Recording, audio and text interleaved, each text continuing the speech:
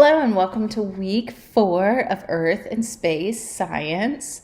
We are going to first start with our agenda. So again, this is very similar to the past 2 weeks of looking at components of Earth and Space Science, the best practices that I have found and research has proven, and the NC standards of understanding those with the crosswalk, and then a lesson example from my classroom in 4th grade. So let's first start with our components. So they have 3 major ones, just like the previous weeks. First is Earth's place in the universe. So looking at solar system, shadows, moon phases. Those are huge in 2nd and 4th grade. You will touch on them kindergarten throughout. You don't touch on them in 5th grade, but they are building blocks.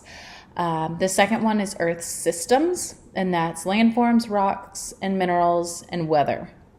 Weather is all throughout, but a huge unit in 5th grade and a huge component of their science EOG. And then the last one is Earth and human activity, where you're talking about natural resources, human impact, and environmental adaptations.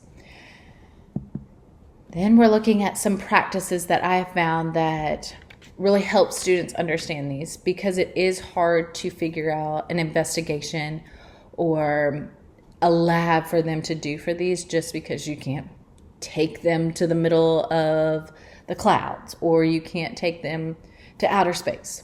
So it's hard to figure out the best practices without causing misconceptions. And we're going to talk about misconceptions in science next week. So the first one is making models, okay, and using illustrations and having them create them and use ones that you have found online, just like solar system. I'm sure at some point in your life you've made a solar system replica. That is a great way to show, but also don't just have them create the different planets.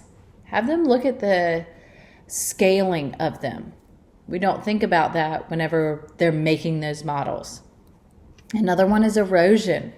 Make a model of that. How is this affecting us, human impact? Or how are we affecting that? Sorry. And then discussions. One of the best discussions I think I've ever had in my 5th grade classroom was when I asked the students at the very beginning of our weather unit, which is a huge unit, do you think that we have the same water today that we did 1,000 years ago? And it was very interesting, the students' response, because most of them thought no. So I didn't tell them, oh, no, you're wrong.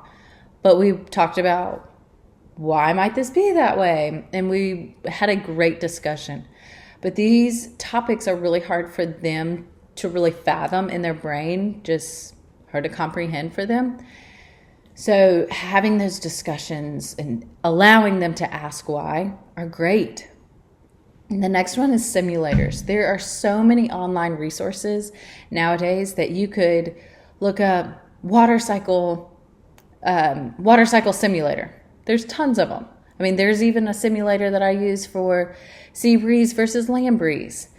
PhET has a lot of great resources as well for simulators, but take advantage of those. And those could be done either whole class or in small groups in an investigation instead of an actual lab.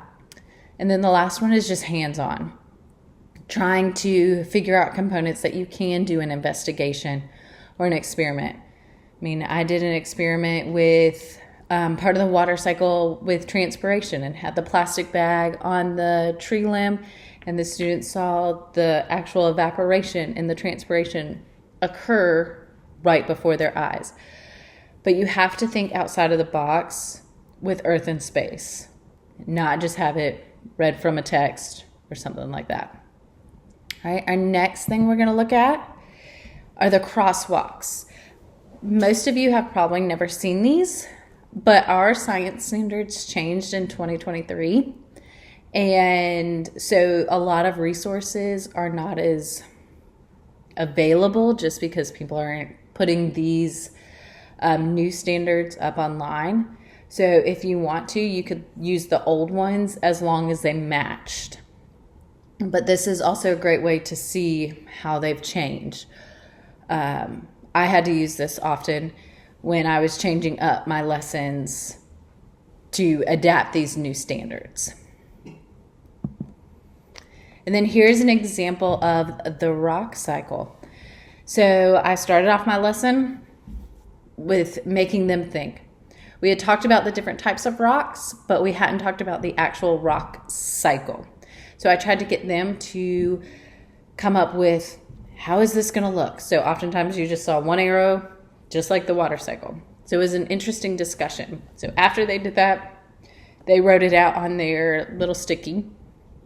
I would have them share out.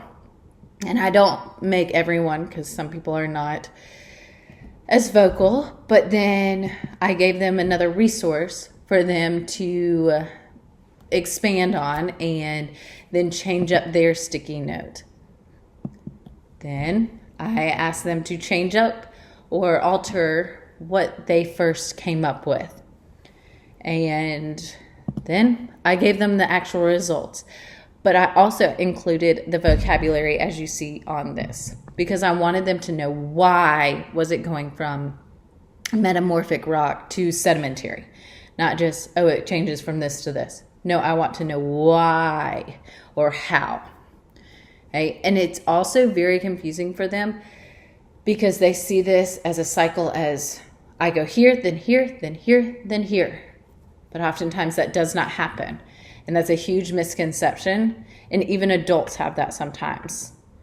So we played a little rock cycle game, and they had to pretend that they were a rock. And using the different steps, and I had this all on a sheet that they received. These were just my directions. But some of the kids started getting frustrated because they were stuck at a certain point in the rock cycle and they couldn't get out. And I was just like, well, why do you think that is? And they were like, I didn't roll right. And it's like, well, let's think about this. Do you think this actually happens? And it started to click with them that, oh, once I get to sedimentary, I don't automatically go to metamorphic. It takes time. You have to go through it. So this allowed them to really understand that this is a cycle and it doesn't just happen right after each other. So this kind of concluded our day of the rock cycle. The next day we did take some notes, but we started to look more at this cycle. So that will conclude our Earth and Space unit or for this week. This week you're doing something very similar that you've done the past 2 weeks, but I really want you to dive into looking at these different lessons and how to enhance them to make them more inquiry and make the kids think. That's a big thing that kids just show up to school. Make them think, make them question, because it only helps you as a teacher not be bored and give them the right instruction, but they take ownership of their own learning. So again, if you have any questions, please feel free to email me, but have a great week.